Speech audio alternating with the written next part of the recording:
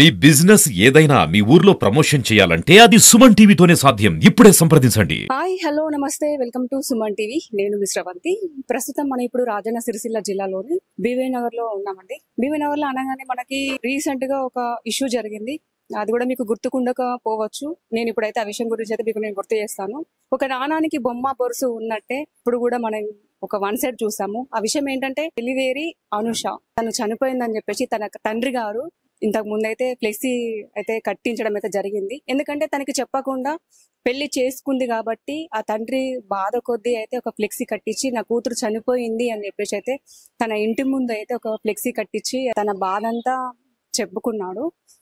మనము ఆ సైడ్ నుంచే తన తండ్రి గారితో కూడా మనం మాట్లాడదాము. ఆ సైడ్ నుంచే మనకు తెలుసు, ఇంకో సైడ్ మనకు తెలియదు. ఇంతకుముందు నేను అన్నట్టు బొమ్మ బొరుసు రెండు ఉంటాయి, రెండు సైడ్ లో ఉంటది. కాబట్టి మనము ఇప్పుడు అనుష గారితో కూడా మనం మాట్లాడదాము. ఇప్పుడు అనుషతో మాట్లాడదాము, వాళ్ళ ఆయనతో కూడా మనం మాట్లాడదాము. అసలు ఏం జరిగింది? తన తండ్రి గారు అయితే చాలా బాధపడ్డాడు. నా కూతురు చనిపోయింది, ఇప్పుడు నా కూతురు లేదు, నా కూతుర్ని మోసం చేసి మాయ చేసి తీసుకెళ్లిపోయిండు అని చెప్పేసి తన తండ్రి చాలా బాధపడ్డాడు. ఇప్పుడు అనుషను కూడా అడుగుదాం అసలు ఏం జరిగింది అని చెప్పేసి తన మాటలు మనం పూర్తి వివరాలు తెలుసుకునే ప్రయత్నం అయితే చేద్దాం.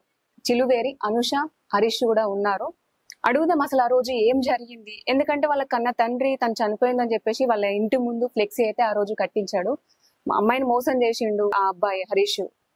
మోసం చేసి మాయలో దించి మా అమ్మాయిని మ్యారేజ్ చేసుకొని మాకు చెప్పకుండానైతే ఇంట్లోంచి వెళ్ళిపోయి అయితే మ్యారేజ్ చేసుకున్నాడు అని చెప్పేసి అయితే ఆ రోజు అయితే అన్నాడు. పూర్తి వివరాలు వాళ్ళు కూడా ఇక్కడ ఉన్నారు కాబట్టి మనం వారిని అడిగి తెలుసుకునే ప్రయత్నం అయితే చేద్దాం. హలో అండి. హాయ్. చెప్పండి అసలు ఏం జరిగింది ఆ రోజు? మీ నాన్న చనిపోయింది మా అనుష, ఇప్పుడు మాకు సంబంధం లేదు, తనైతే చనిపోయింది, తనకి మాకు ఎలాంటి సంబంధం లేదని చెప్పేసి అయితే అన్నాడు. దాని గురించి అసలు అసలు ఏం జరిగింది? సో ముందు రోజు ఇంట్లో తెలిసింది అన్న, అంత ముందే తెలిసింది నా గురించి, మా ఇద్దరి గురించి తెలిసింది. అప్పుడు తిట్టారు, కొట్టారు.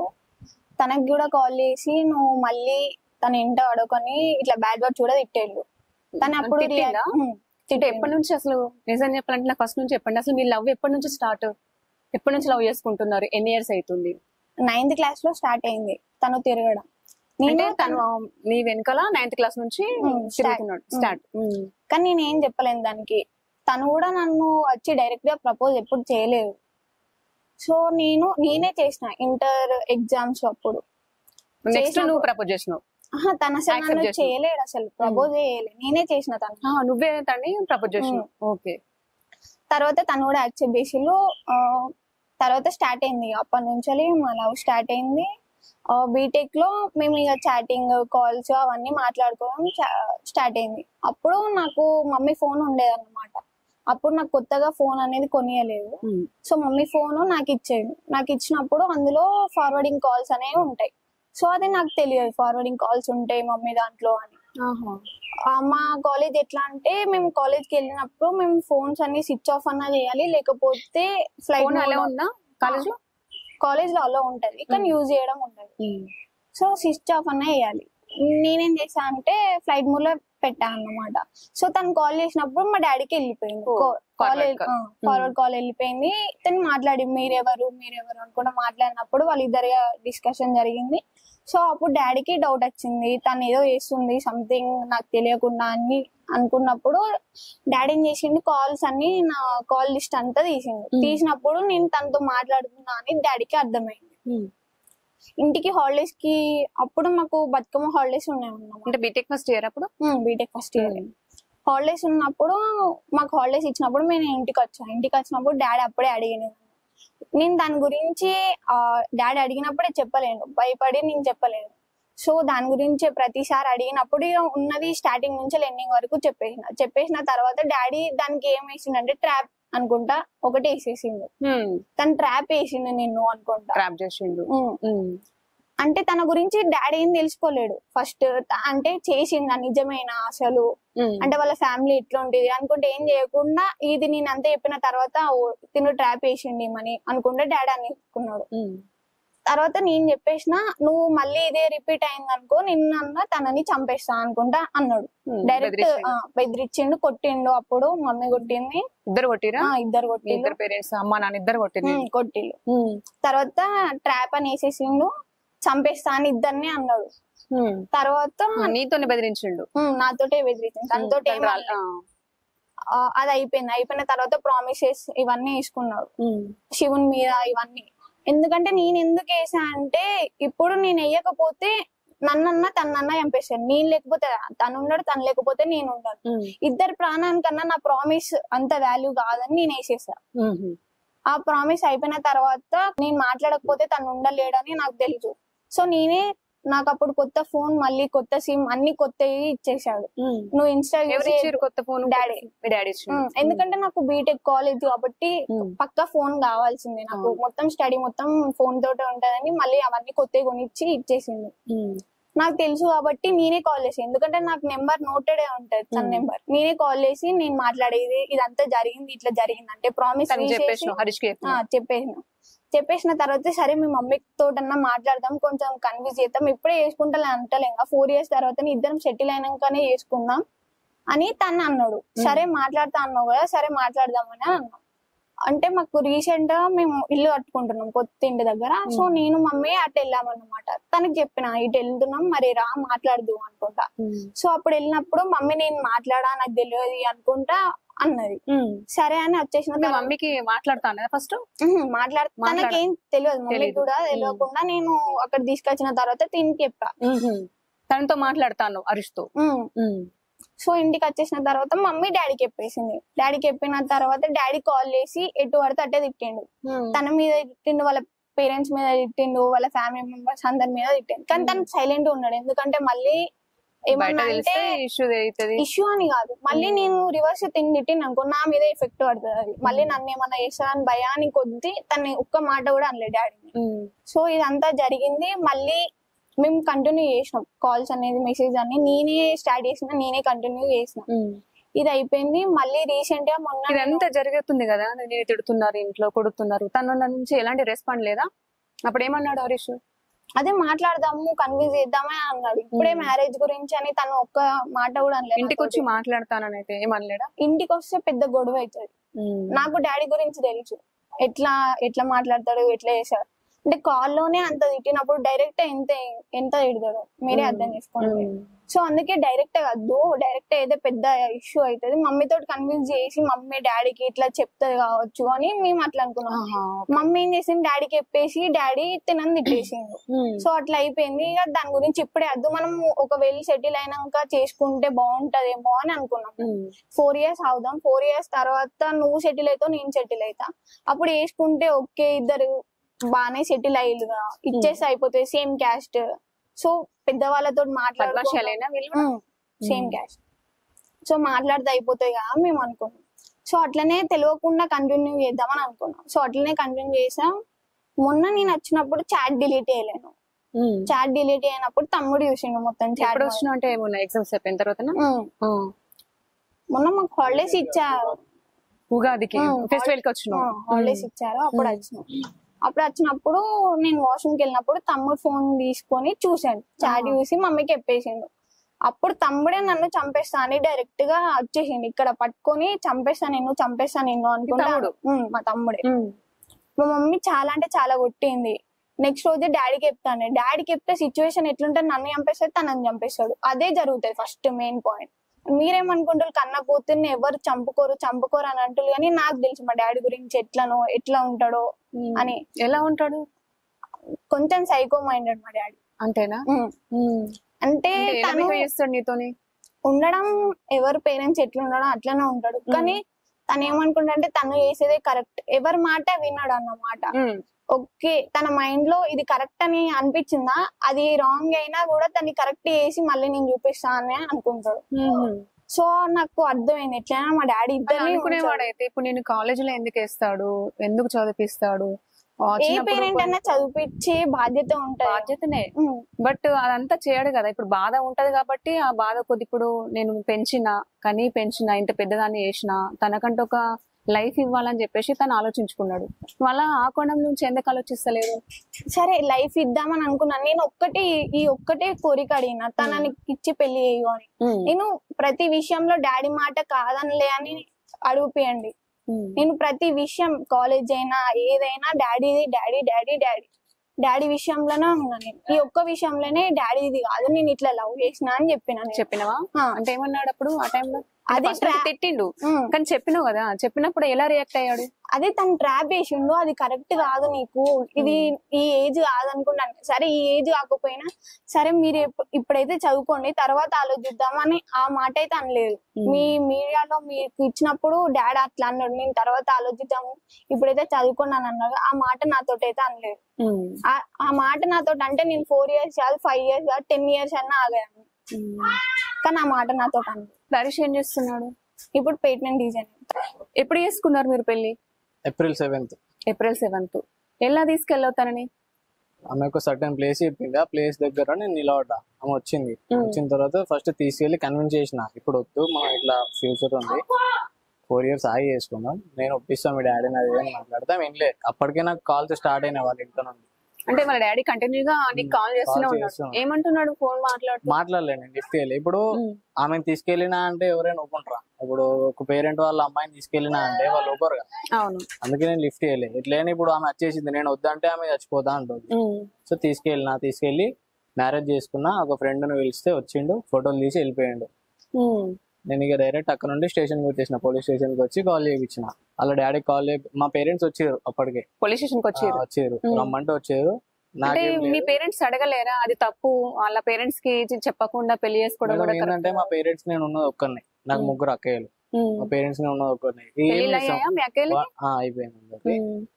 మా పేరెంట్స్ అన్నారు సరే అయిపోయింది చేసుకున్నావు కదా మంచిగా ఉండు సరిపోతుంది పనున్నా అన్నారు. స్టేషన్ లో కూడా అదే అన్నారు. వీళ్ళ డాడీకి కాల్ చేయించినాం స్టేషన్ నుండి. చేపిస్తే ఆమె నా కూతురు కాదు చనిపోయింది, నేను రాను అని మాట్లాడేసింది. సరే ఓకే అని మేము అక్కడ నుండి వెళ్ళిపోయినాం. ఇక చెప్పలేము, ఇక్కడ లోకల్ ఉంటే దగ్గరగా త్రీట్ ఉంటది ఏదన్నా అని నాన్ లోకల్కి వెళ్ళిపోయినాం. తర్వాత మరుసటి రోజు ఫోన్ చేసిర్రు, స్టేషన్ నుండి ఫోన్ చేయించి పెద్ద వాళ్ళతో ఇట్లా అకామిడేట్ అయ్యి ఫోన్ చేయించారు మాకు. వాళ్ళంటే ఎవరు? అంటే కౌన్సిలర్స్ వాళ్ళు వాళ్ళ డాడీ సపోర్ట్ వాళ్ళు వీళ్ళు వచ్చారు, ఫోన్ చేయించారు. వచ్చినాం, వచ్చే అమ్మాయిని కౌన్సిలింగ్ ఇవ్వడం అవి ఉంటాయి. ఆ రోజు జరగాల్సింది మరుసటి రోజు ఏదో వాళ్ళ డాడీని కన్విన్స్ చేసి వాళ్ళందరూ తీసుకొచ్చి మాట్లాడిపించారు. ఆ అమ్మాయి ఎంతైనా రానని చెప్పేసింది. రానని చెప్పేసరికి సరే వెళ్ళిపోయింది వాళ్ళ డాడీ. వెళ్ళిపోయింది అంటే వాళ్ళ డాడీ పోలీస్ స్టేషన్ వచ్చి ఏం మాట్లాడండి మీతోటి? మాతోటే మాట్లాడాలి, అమ్మాయితోటే మాట్లాడండి మొత్తం. ఏంటంటే రమ్మని అందరు అడుగుతారు కదా, ఎవరైనా అడుగుతారు, రమ్మని అడిగారు. అమ్మాయిగా ఇప్పుడు నన్ను వదిలేసి వెళ్ళిపోతే నేను అన్యాయం అయిపోతా. సో అట్లా అది ఆలోచించి ఆమె రానని చెప్పేసింది. ఎట్లయినా నేను సిఐ గారి దగ్గర ఒప్పుకున్నా, చదివిస్తా సార్ నేను ఖచ్చితంగా చదివిస్తా, నాకు ఒక సర్టిఫికేట్స్ ఇప్పిస్తే చాలు, నేను ముందు చదివిస్తా మొత్తం అని చెప్పిన. కానీ వాళ్ళ డాడీ ఇప్పుడు ఏమంటాడు, మీడియం ఉందట అక్కడ ఇక్కడ ఏమంటున్నా అంటే నా పేరు పెట్టి ఎట్లా చదివిస్తా అంటాడు. ఇప్పుడు నేను అతను ఏం అమౌంట్ అడుగుతలే, నాకు ఫైనాన్షియల్ హెల్ప్ ఏమంటలే, జస్ట్ ఒక ఫోన్ కాలేజ్ కి ఫోన్ చేసి సరే మా అమ్మాయి బాధ్యత ఇప్పటి నుండి వాళ్ళకి అప్ప చెప్పేసేయండి, మా అమ్మాయి కాదని చెప్పేసి అయిపోతుంది, నేను చదివించుకుంటా. నువ్వేం చేస్తావు ఇప్పుడు? నువ్వు ఏం చేస్తున్నావు? నేను హైదరాబాద్ లో పేటెంట్ డిజైనర్. ఎంత వస్తుంది సాలరీ? నేను రీసెంట్ గానే అంటే నాది ఎట్లా అంటే ట్రైనింగ్ అందులోనే జాబ్ అందులోనే తెలిసిన వాళ్ళ కంపెనీ. స్టార్టింగ్ 15,000, ఇప్పుడు 20K. సరిపోతుందా మరి? తన కాలేజ్ చదివే ఇంకా లక్షల్లో మేడం ఏంటంటే నా చదువు అంటే నాకు మొత్తం స్కాలర్షిప్ తో నేను కంటిన్యూ అయిపోతా ఎంబీఏ, నాది నేను చూసుకుంటా. అమ్మాయి కంటే నా పేరెంట్స్ ఉన్నారు, నాకు చాలా మంది ఉన్నారు సపోర్ట్ కి, రమ్మంటే సపోర్ట్ ఉంటారు కానీ ఫైనాన్షియల్ గా ఎవరు సపోర్ట్ చేయరు. నాకున్నారు మేడం సపోర్ట్ చేస్తారు అంటారు, ఎవరు చెయ్యరు. అదే మేడం నేను చెప్తాను, నాకున్నారు. అంటే నాకు లేకపోయినా నాకు ఉన్నది అమ్మాయినా నేను చదివిస్తాను. ఉన్నది అమ్మాయినా అంటే ఇప్పుడు రేపు మళ్ళీ భవిష్యత్తు ఎట్లా? ఇప్పుడు కొత్తగా మీరు చదివిస్తా. ఇప్పుడు ఆమెకు జాబ్ వచ్చి 4 years వరకు సెట్ అవుతుంది. నేను నాకు 2 ప్లేస్లు ఉన్నాయి మేడం, ఒకటి అమ్మాయి ఒకటి చదివించుకొని ఒకటి మేము ఇల్లు కట్టుకున్నా అయిపోతుంది మాకు. వాళ్ళ డాడీ ఏమంటుండే, వాళ్ళకి ఏం లేదు అంటే వచ్చి చూసిండ మేడం ఇప్పుడు నా గురించి బేసిక్ తెలుసుకోకుండా నాకు కాల్ చేసి ఎటువంటి ఎట్టిండు. నేను అప్పుడు కూడా ఏం రియాక్ట్ చేయాలి, అప్పుడు నేను రియాక్ట్ అయితే ఈమెకి ఇబ్బంది. మరి నువ్వు అనలేదా ఇప్పుడు కొద్ది రోజులు ఆగుదాము? ఎవరైనా పేరెంట్స్ కోపానికి వస్తారు, ఎందుకంటే ఇప్పుడు తనను పుట్టినప్పటి నుండి ఇప్పుడు కన్న బిడ్డ చెప్పకుండా పోతే, ఇప్పుడు ఫర్ ఎగ్జాంపుల్ ఇప్పుడు నువ్వే ఉన్నావు, మీ అక్కయ్య నీకు చెప్పకుండా ఇంట్లోంచి వెళ్ళిపోతే నీకు ఎంత కోపం వస్తుంది? యాక్చువల్లీ మేడం ఇది కూడా నేను చెప్తా, వాళ్ళ డాడీ ఏమన్నారంటే వాళ్ళ ముగ్గురు అక్క ఇళ్ళలు అది ఇది అని అన్నాడు.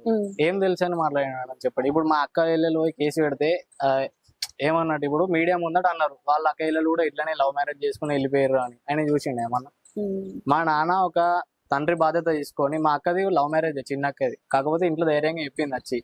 మా నాన్న అర్థం చేసుకున్నాడు, అబ్బాయి ఎవరు ఏంది అని తెలుసుకున్నాడు, పోయి మాట్లాడిండు. సరే క్యాస్ట్ సేమే, ఓకే అంత మంచిగా ఉంది, మీకు ఏముందని అడిగితే వాళ్ళు ఎంబడే పోయి స్పాట్ లో 2 జాగాలు కొనుక్కొని ఇది మాకు ఉన్నదని చూపెడితే అప్పుడు చేసి ఇచ్చిండు. అదే తండ్రి బాధ్యత అతను తీసుకుంటే బాగుండు కదా. ఇప్పటికి ఇంత తన issue తండ్రి కాకపోతుండే. ఎట్లా ఆలోచించిండంటే తను ఇంకా చిన్న ఏజ్ 18 years, 3-4 days అవుతుందా 18 సంవత్సరాలు పడి మీకు 3 months 3 months 4 months అవుతుందా? అవుతుంది. ఇప్పుడు 18 సంవత్సరాలకు తన మైండ్ అనేది మెచ్యూర్డ్. ఇప్పుడున్న కాలానికి కొంచెం ముందు ఉన్నారు, పాస్ట్ ఉన్నారు. బట్ తను ఇంకా చదువుకునే ఏజ్, తనకి ఇంకా సెటిల్ కావాలి, తన కాళ్ళ మీద తను నిలబడాలి అనే ఆలోచన ఏ కన్ని తండ్రికైనా ఉంటది. తనకు ఒక బాధ్యత ఉంటది. ఆ బాధ కొద్దీ తన అలా వద్దు బిడ్డ అని చెప్పుకున్నాడు. అదైతే దానికి ఆయన మాటకి గౌరవించి అయితే మనమైతే వద్దు, మీ తండ్రి ఎట్లా కోపానికి వస్తాడు. ఇప్పుడు ఎవరైనా తండ్రులు కోపానికి వస్తారు. చిన్న కొంచెం మిస్టేక్ చేస్తేనే మనం కొడతాం పిల్లల్ని. అదే విషయంలో తను కొట్టాడు, అది తప్ప? కొట్టడం తప్ప అని అంటలే మేడం, కొట్టచ్చు ఓకే. ఇంత ముందు కూడా కొట్టిరు, నేనేం రియాక్ట్ కాలే. కాకపోతే వాళ్ళ డాడీ నేను చూసిన దగ్గర నుండి, ఆమెకు కూడా తెలుసు. వాళ్ళ డాడీ ఏంటంటే ఆమె చెప్పింది ఇంత ముందు, కొంచెం ఏదనుకుంటే అదే కరెక్ట్ అనుకుంటాడు వాళ్ళ డాడీ. సో ఇప్పుడు చంపేయడం నమ్మకం ఏముంది చెప్పండి. ఇప్పుడు నేను వద్దు వెయిట్ చేయి అది ఇది అని అంటే ఆమె ఏమన్నా వేసుకుంటే ఎవరి మీద బాధ్యత వస్తుంది? మెసేజ్లు దొరికినాయి, అదే రివర్స్ కేసు వచ్చి ఆమె పెడితే నా లైఫ్ ఏమవుతుంది? ఆమె లైఫ్ స్పాయిలే, నా లైఫ్ స్పాయిలే. అంతా ఆలోచించి నేను నైట్ వచ్చేసి తీసుకెళ్ళిపోయాను. అదేదో ఇంట్లో మీ పేరెంట్స్ తో మాట్లాడి వాళ్ళతో మనం వెళ్ళి మాట్లాడదాము, మీరు మాట్లాడండి అమ్మా నాన్న అని చెప్పేసి నువ్వు తీసుకెళ్లి మాట్లాడుతుంటివి. ఎందుకంటే సేమ్ క్యాస్ట్ అన్నావు కదా. తీసుకెళ్లి మాట్లాడడం ఓకే, నాకు మీరు అన్నది పాయింటే. కాకపోతే నాకు ఏంటంటే తెలిసినప్పుడు ఫోన్ చేసిండు, నన్ను తిట్టిండు, నా పేరెంట్స్ తిట్టిండు, మా అక్క చెల్లెల్ని తిట్టిండు.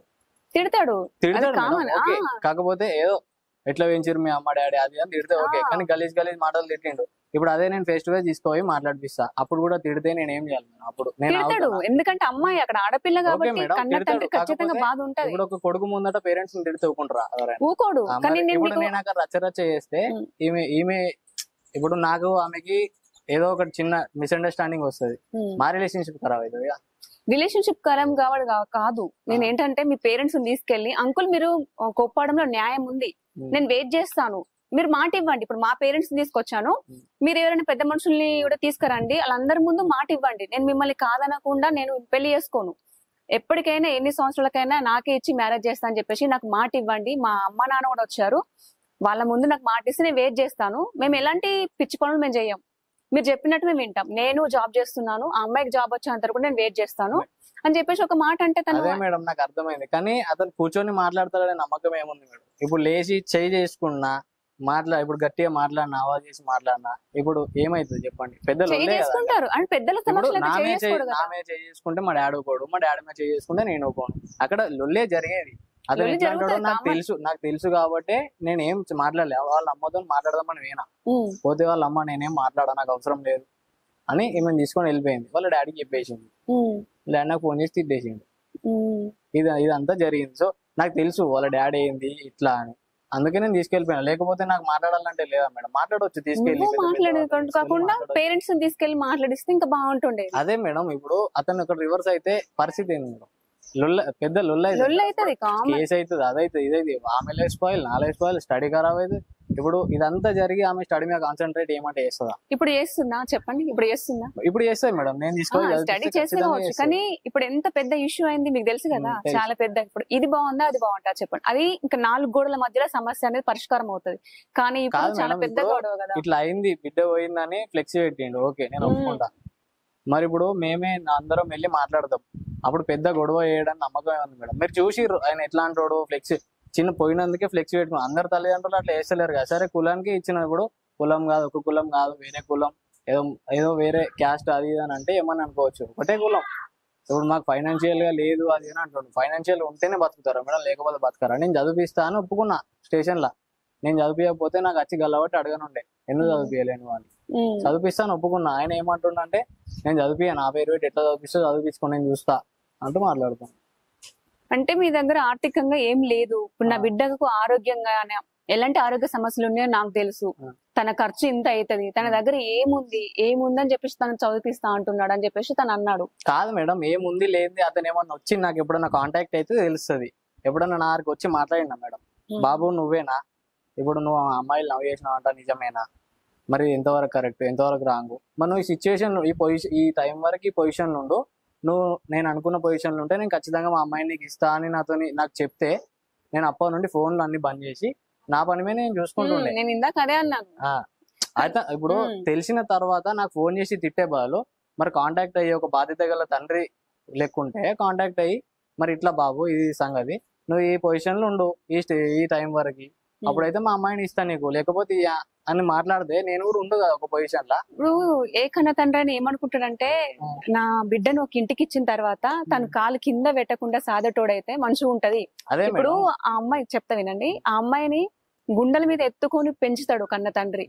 ఇప్పుడు ముళ్ళ కంపలలో పడేయమంటే పడేస్తాడా?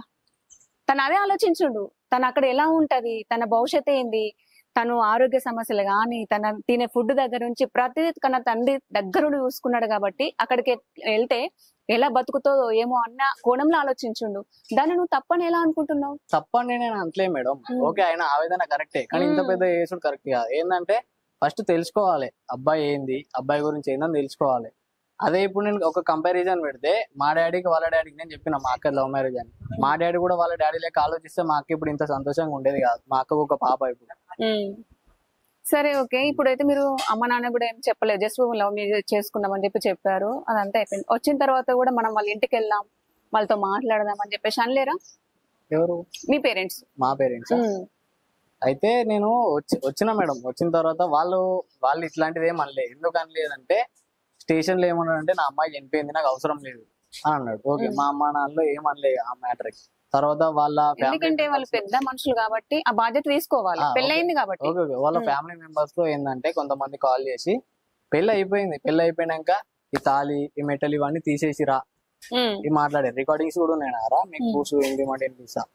ఎంతమంది అంటే ఒక 5-6 మెంబర్స్, ఈ పేర్లు ఎందుకు బయట పెట్టడం కానీ వాళ్ళందరూ కాల్ చేసి తీసేసిరా ఇప్పటికైనా తీసుకుంటా ఇంట్లో. వాళ్ళ డాడీ మాత్రం కాల్ చేస్తలే, వీళ్ళందరూ కాల్ చేస్తారు. డాడీ చెప్పిస్తుంటారా? పోలీస్ స్టేషన్ లో కూడా నన్ను అదే మాట అన్నారు, నువ్వు తీసేసిరా నేను హ్యాపీగా చూసుకుంటా. ఇప్పుడు ఇవన్నీ పోతాయి, నువ్వు హ్యాపీగా డాడీ ఒక్క మాట అన్నా, నేను మమ్మీ కూడా ఒక్క మాట అన్నా, దాని గురించే రాదు మీ పైన, అవన్నీ మర్చిపో, నువ్వైతే తీసేసిరా. నేను నీకు ఒక లైఫ్ వచ్చిన తర్వాత మళ్ళీ తనకి ఇచ్చి చేసామా, అంత ఫ్లెక్సీ పెట్టిన తర్వాత అవన్నీ పోయిన తర్వాత అంత ఫేమ్ అయిన తర్వాత అవన్నీ నేను వదిలేసి నేను ఎట్లా రాగలుగుతా, ఇంటికి ఎట్లా వెళ్తా? నేను రానని డైరెక్ట్ గా పోలీస్ స్టేషన్ లో చెప్పినా, నేను రాను, వద్దు నాకు. మళ్ళీ మీరు ఎంత ఇన్స్టాలో అయింది, ఫేస్బుక్ లో ఇవన్నీ మొత్తం ట్రెండింగ్ అయిపోయినాయి నా వీడియోస్ అన్ని, ఈ ఫ్లెక్సీ కట్టి. నేను మళ్ళీ ఇవన్నీ తీసేసి వస్తే నన్ను తప్పు అంటారు, నా ముఖం మీద ఉంచుతారు, మిమ్మల్ని ఏమన్నారు కావచ్చు, నన్ను అంటారు. నేను రానని అప్పుడు ఏమన్నారు పోలీస్ స్టేషన్ లో? అదే మాట అన్నారు, తీసేసిరా, నేను ఎట్లా చూసుకున్నామో ముందు ఎట్లా చూసుకున్నామో అట్లనే చూసుకుంటాం, ఒక్క మచ్చ కూడా రానియం, నీకేం కావాలంటే అది ఇస్తాం నీకు, నేను ఎట్లా చదివిపాను అట్లా చదివిస్తాం, చదివించిన తర్వాత నీకు ఇష్టం ఉన్న వాళ్ళనే చేసుకో అనుకుంటున్నారు, కానీ తనకే ఇచ్చి చేస్తానని అనలేదు. ఎలా అంటారు? ఎందుకంటే దానికి ఆర్థికంగా బాగాలేదు కాబట్టి. అది వాళ్ళు తెలుసుకోవాలి కదా, ఫస్ట్ ఉందో లేదో తెలుసుకొని ఎట్లా అంటారు మీరు? ఏం లేదు, ఎందుకంటే సేమ్ ఊరు కాబట్టి తెలుసు కావచ్చు. ఏం లేదు, 3 అక్కయ్యలు, ఒక్కటే అబ్బాయి, వాళ్ళని చూసుకోవాలి, అక్కయ్య వాళ్ళని కూడా చూసుకోవాలి, అవునా కదా? అక్క వాళ్ళని చూసుకోవాలి, ఇప్పుడు తన మెయింటెనెన్స్ చూసుకోవాలి, తర్వాత వాళ్ళ పేరెంట్స్ కూడా చూసుకోవాలి. ఇప్పుడు ఏ ఉద్దేశం కొద్ది మా కూతుర్ని అని చదువుతాడు అని చెప్పేసి అట్లా ఆలోచించుకోవచ్చు కదా పేరెంట్స్. అంటే దాని గురించి ఎంక్వైరీ చేసిన తర్వాత ఓ ఇదైతే కాదు, తన వల్ల కాదు, నా కూతుర్ని చూసుకో బాధ్యత తనకు లేదని తను ఫిక్స్ అయిన తర్వాత ఇవన్నీ అనాల్సింది. తను డైరెక్ట్ గా ముఖం మీదనే అంటే అది కరెక్ట్ కాదు. ఎవరికైనా తను తెలుసుకుంది ఎవరిని అనద్దు, తెలుసుకున్న తర్వాత నువ్వు 100 అన్నా కూడా వాళ్ళు తీసుకుంటారు, తెలుసుకుంది అంటే ఒక్క మాట కూడా ఎవరు తీసుకోరు. సో నువ్వు అనుంటే హాస్పిటల్లో, నాన్న నీకు ఇష్టం లేని పెళ్లి చేసుకున్నందుకు నీకు కోపం ఉంది, ఒక్కసారి వాళ్ళ ఫ్యామిలీ బ్యాక్గ్రౌండ్ నువ్వు తెలుసుకో, నేను ఎలా ఉంటాను అక్కడ, తను నన్ను సాగుతాడా సాదడా, పూర్తిగా ఎంక్వైరీ చేసుకోనానా, నేను బాగుంటానని చెప్పేసి నువ్వు అనలేదా? నేను బాగుంటా, వాళ్ళందరూ నా చదివి గురించి కూడా వాళ్ళు నేను ఎంత చదువుకుంటా అంటే అంత చదివిపిస్తా అన్నారు, మీకేం టెన్షన్ లేదు, నేను వచ్చేసిన కదా, మీరైతే ఈ మాట అనకండి నన్ను, ఓకే అనుకుంటా నేను అన్నా. ఇంకేమన్నారు వాళ్ళు? మళ్ళీ సార్ దగ్గరికి వెళ్ళి మాట్లాడారు, అంటే పోలీస్ జరుగుతుంది పోలీస్ స్టేషన్ లోనే జరుగుతుంది. తను వచ్చి నన్ను పిలిచారు, ఆ సార్ పిలిచి, సరే నువ్వు అటు వెళ్తావా ఇటు వెళ్తావా అంటే, సార్ నేను వెళ్ళను, ఇంత ట్రెండ్ అయిపోయింది నా వీడియో, నేను వెళ్తే నన్నే తప్పు అంటారు, నేను వెళ్ళను సార్, నేను ఇటే వెళ్తా అనుకుంటా అంటే, సరే నువ్వు వెళ్ళి మీ పేరెంట్స్ తో మాట్లాడతా అంటే సరే అని మాట్లాడేసింది. మళ్ళీ నేను వాళ్ళ జోలికి మీరు వెళ్ళకండి అనుకుంటా అక్కడ సార్ అనేసిన తర్వాత కూడా డాడీ వీడియోలు తీయడం కరెక్ట్ కాదు. మళ్ళీ చదువు గురించి కూడా నువ్వు ఎట్లా చూపిస్తావు నేను చూస్తా అంటే తను ఎదుగుమని అంటుండు కానీ ఎదిగే దగ్గరనే నన్ను ఆపేస్తుండే. ఎందుకంటే స్టడీయే కదా నాకు ఇంపార్టెంట్. నేను ఎదగాలంటే నాకు స్టడీ కావాలి. తను ఏమంటుండో నేను ఎట్లా చూపిస్తావు నేను చూస్తా అంటే అది కరెక్ట్ కాదు కదా.